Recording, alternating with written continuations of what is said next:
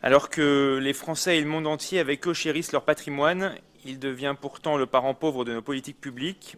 Avec Valérie Pécresse, nous avons pris conscience dès le début de notre mandature et n'avons pas hésité à agir avec force en faveur du patrimoine francilien.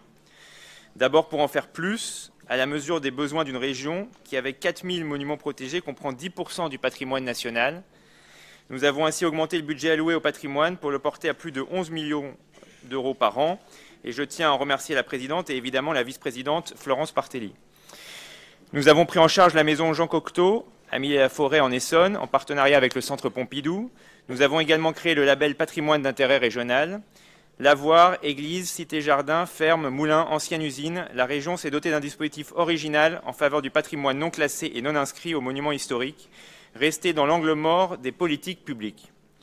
Déjà près de 100 sites labellisés, et je me réjouis de savoir que ce label patrimoine d'intérêt régional commence à être imité par d'autres collectivités comme l'Occitanie.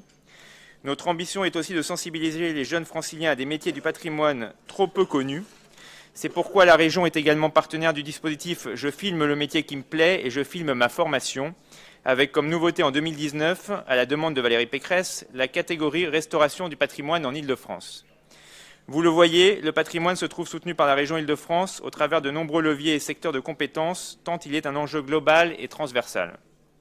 Avec Valérie Pécresse, nous nous sommes engagés à ce que cet effort soit porté aussi à la reconstruction de Notre-Dame à hauteur de 10 millions d'euros.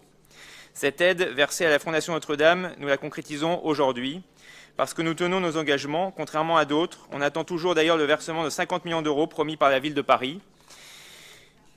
Cette subvention à Notre-Dame, c'est une preuve d'amour à cette cathédrale si emblématique de la ville de Paris, si importante pour notre histoire collective et qui, au-delà, concrétise une nouvelle promesse tenue par notre exécutif. Nous voterons donc favorablement pour ce rapport.